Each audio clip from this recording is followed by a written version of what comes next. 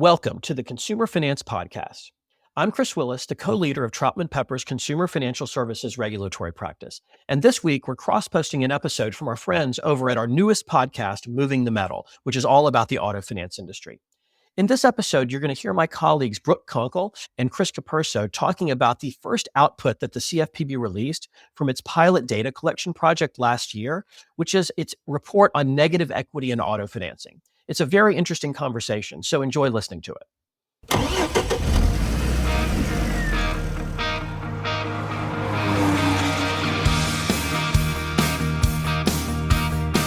Welcome to Moving the Metal, the premier legally focused podcast for the auto finance industry. I'm Brooke Conkle, a partner in Troutman Pepper's Consumer Financial Services Practice Group. And I'm Chris Capurso, an associate in Troutman Pepper's Consumer Financial Services Practice Group. Today, we're going to talk about the new CFPB report on negative equity in auto lending. Before we jump into that topic, let me remind you to please visit and subscribe to our blogs.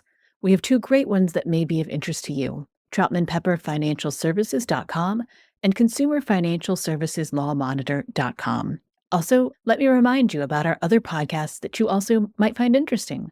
We have the Consumer Finance Podcast, which, as you might guess, is all things consumer finance related. FCRA Focus, a podcast dedicated to all things credit reporting. Unauthorized Access, a deep dive into the personalities and issues in the privacy, data, and cybersecurity industry. Finally, Payment Pros, a great podcast focused exclusively on the payments industry. All of these insightful shows are available on your favorite podcast platform. Check them out. And speaking of platforms, if you like what you hear, please leave us a review and let us know how we're doing. We'd love to hear from you. Alternatively, please feel free to reach out to us directly. Our contact information can be easily found on our firm's website, troutman.com. If you enjoy reading our blogs or listening to our podcasts, please also check out our financial services mobile app. To download it, simply go to your iOS or Android app store and search for Troutman Pepper. Not only does our app have all of our blog content and podcast episodes in one handy place, it also has a listing of all the firm's financially focused attorneys. Check it out and see what you think. For today, as I mentioned, we're going to discuss the CFPB's June 2024 report on negative equity in auto lending. Now, Chris, this report came from the CFPB's 2023 Auto Finance Data Pilot that was issued to major banks, finance companies, and captive lenders. So this study is the first to be released using the data from that pilot. So as a starting point, I guess let's start at the very beginning. How does the Bureau define negative equity? So according to the Bureau, negative equity is in those cases where the trade-in value of a vehicle offered for trade-in is less than the outstanding loan balance on that same vehicle. That's what the Bureau is defining as negative equity. Chris, what does the study notes say about negative equity in auto finance? Yeah, Brooke, and I think to start it off, the study itself, the report goes into a lot of detail about what exactly went into the data set for this negative equity report. And in doing so, it describes a lot about what went into the auto data pilot in general. And there's some really interesting nuggets in there that I thought I'd go over. First, that the full data set, the entire data set that the CFPB collected through this pilot, included 33.8 million loans. But for purposes of this survey, they had some big exclusions. First, they excluded RVs, motorcycles, or other similar, and honest to God, I don't know what this means, non-consumer vehicle products where they could determine whether they were actually those items or not. So there could have been an RV or motorcycle sneaking into this survey and they just had no idea. Also, I'm not sure what other similar non-consumer, because at last I knew consumers bought RVs and motorcycles, so I'm not entirely sure. Businesses, I don't know. I'm not seeing people on business trips riding motorcycles around. Maybe they do. If they are, they're obviously cooler than me. There's no exotic vehicles in this, so you're not going to see the prices of these loans inflated by somebody buying a Lambo or a Maserati or something like that. Chris, are Cybertrucks included as exotic vehicles? Well, that's a good question. I don't actually know the answer to that because, I wouldn't call it exotic. Maybe that's up to each person's definition, but I mean, theoretically, it could have made it in there because they said that only those vehicles that we could identify as being these other things didn't make it in. So, maybe there's a Cybertruck or two just hiding in this data set. One of the more notable exclusions, all jokes aside, is that there were no terms less than 3 years included. So anybody going for that 24-month quick loan, they're not included. So all of those exclusions that I just said, no RVs, no motorcycles, no exotic vehicles, no terms less than 3 years, that only knocked out 600,000 loans from the initial pilot. So now we're down to 33.2 million. But then there's a second row of exclusions. And those were that it does not include pre-2018 loans that were either paid in full, prepaid, repossessed, or otherwise terminated. And it also does not include refinancings. And those exclusions brought down the number significantly. So, like I said, started with 33.8, went to 33.2. After this second round of exclusions, we're down to 21.4 million loans.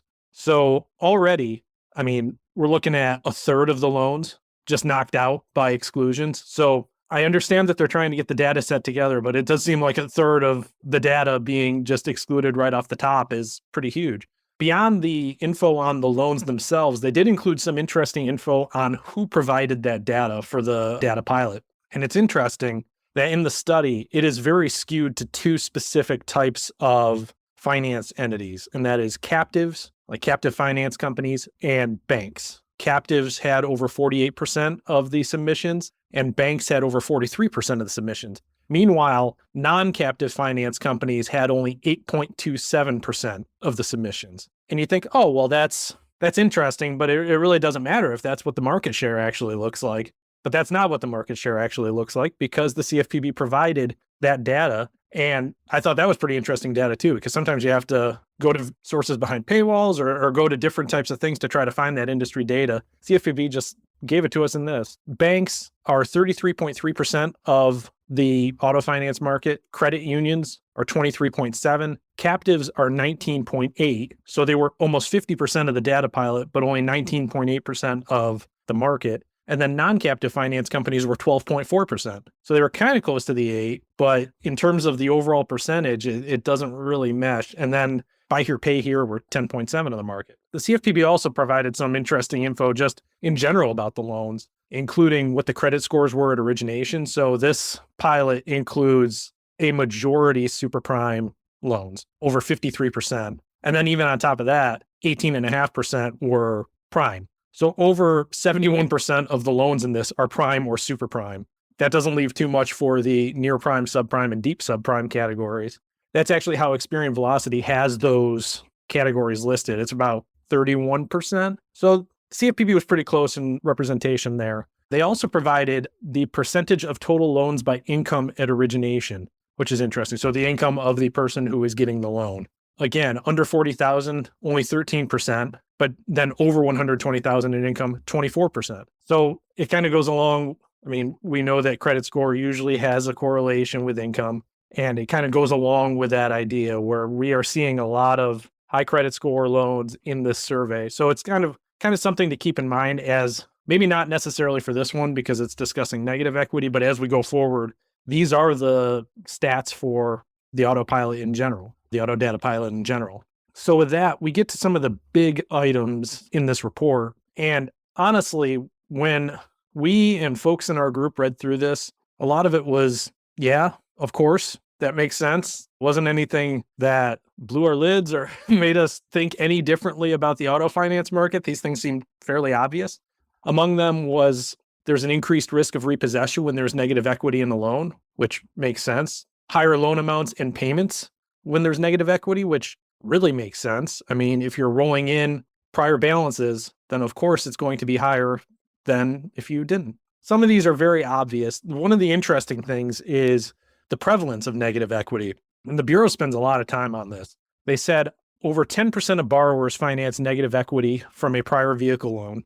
And they really get into the years. Between 2018 and 2022, 11.6% of all vehicle loans in the data set included negative equity, with the percentage peaking at over 17% in 2020. And what's interesting is the Bureau does know kind of that 2021 boom in vehicle prices and how, if I was shopping for a vehicle at the beginning of 2021, I certainly remember how expensive vehicles were, also how much I was getting for a trade-in for my car. I could not believe what people were offering for a manual GTI Volkswagen, which is why I bought a new car. But the fact that those vehicle prices were so high, the CFPB noted that almost immediately we had one of the quickest depreciation rates that are on record.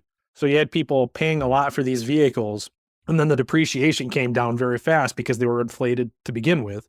So now all of a sudden you have people who had loans that were very high for vehicles that are not valued as high.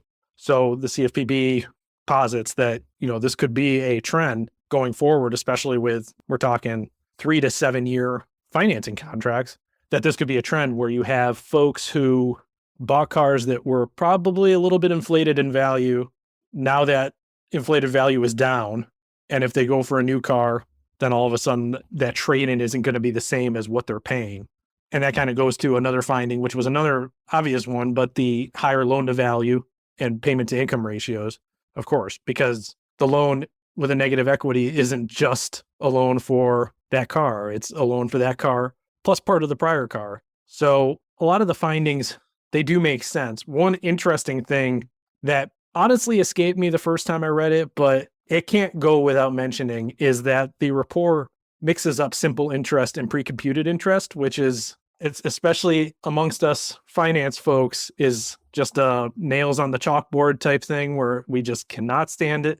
They are right with a pre-computed loan. You have to do refunds. You have to consider refunds because that interest is being spread out. It's pre-computed. It's being spread out over the course of the loan. The report calls that simple interest. That is incorrect. So for anybody reading this report later on, just know that that's not right. So Brooke, with all that data and the different findings, what are your general thoughts on this?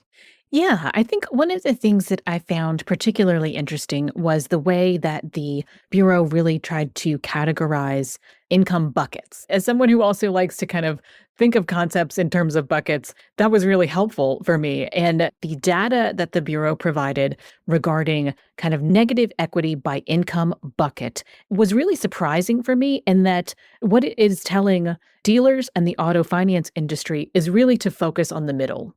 The consumers who were in the kind of what we'll call the first bucket, which is income under $40,000, didn't have a ton of negative equity over time. Similarly, consumers that were in sort of the fifth bucket, $120,000 in income and over, similarly didn't also have a ton of negative equity. Really, the middle bands was where you saw the most activity for negative equity. And as Chris mentioned, the Bureau categorized the percentage of total loans that were included in the study within those kind of the three middle buckets between $40,000 in income and just under $120,000. And so those three kind of buckets of income are really kind of where, for lack of a better term, where the money is. That's where the focus is going to be for terms of negative equity. And then similarly, let's not forget Mark Twain, lies, damn lies, and statistics. This report is looking only at a very narrow slice at the kind of auto financing that's going on, where it's heavily skewed towards banks and captives. We're missing data that would come from a credit union, that would come from buy here, pay here. Anything like that is not going to be reflected in this study, and that's important to remember. Yeah, and that kind of brings to mind arguably the most surprising thing about this report is that this was the first one. Like when Auto Data Pilot went out, I'm not sure anybody would have had this at the top of the list of when they come out with their report. That's the one they're going to lead off with. That's the big one. And it's interesting that this was the first one. Maybe it was the one they could collect the data on the fastest so they could get the first one out, or maybe it points to an enforcement priority. And I'm going to read verbatim, wouldn't normally do this, but read verbatim the final paragraph, the final substantive paragraph of the report. The current auto market and larger economic environment also present unique challenges. As noted above, used car prices are dropping from record high levels at a faster than normal pace, putting more consumers at risk for owing substantially more on their loan than the vehicle is worth. Current data also show that delinquencies are rising in all credit markets, including auto lending. With financing transactions that include negative equity increasing, we may see additional consumer stress, particularly if economic conditions change. with the understanding that consumer outcomes for those who finance negative equity seem to be worse than for those who did not, the CFPB will more closely examine the data on and lender use of this practice. So that goes right to the enforcement priority part of it, and it goes along with what I mentioned earlier. I think the CFPB sees a pattern. In all honesty, it makes sense. I mean, we remember a couple of years ago, just when dealer lots were empty, there wasn't enough supply, the car prices went really high. Used car prices went really high because dealers wanted to sell something. And now we're starting to come into a little bit more of an equilibrium where there is inventory, where there are cars available, and they're not nearly as expensive as they were. But everyone is sitting on these cars that were much more expensive. I mean, it's kind of a microcosm of the housing market where, everybody's sitting on their house at that lovely 3.2 rate, while the rates are in reality 7, possibly above. And it's like, well, they're all sitting on that. But the difference is it's a 30-year mortgage. It's not a 4 or 5 year retail installment or loan contract. And also, I mean, some people get tired of their houses as fast as their cars. But I mean, generally, cars have a little bit more turnover. So it's an interesting note by the CFPB. And it does make sense given the data that they saw.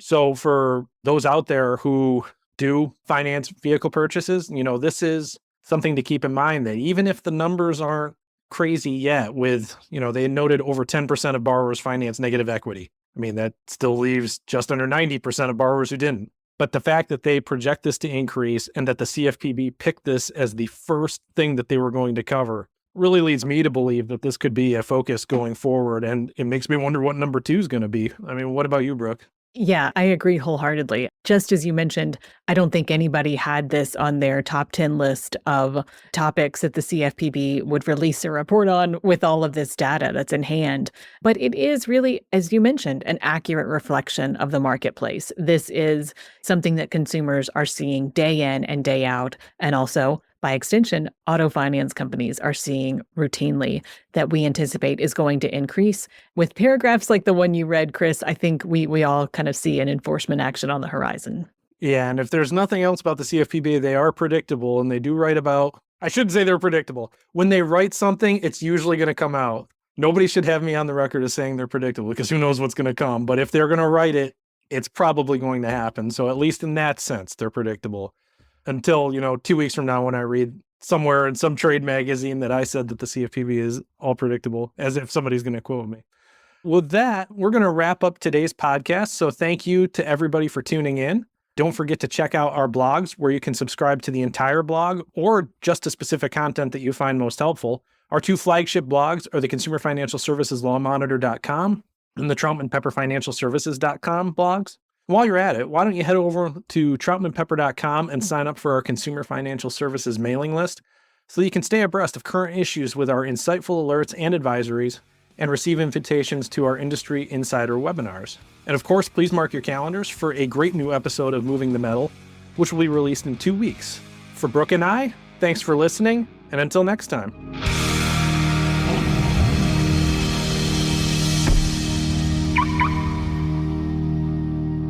Copyright Troutman Pepper Hamilton Sanders, LLP. These recorded materials are designed for educational purposes only. This podcast is not legal advice and does not create an attorney-client relationship. The views and opinions expressed in this podcast are solely those of the individual participants. Troutman Pepper does not make any representations or warranties, express or implied, regarding the contents of this podcast. Information on previous case results does not guarantee a similar future result. Users of this podcast may save and use the podcast only for personal or other non-commercial educational purposes. No other use, including, without limitation, reproduction, retransmission, or editing of this podcast may be made without the prior written permission of Troutman Pepper. If you have any questions, please contact us at troutman.com.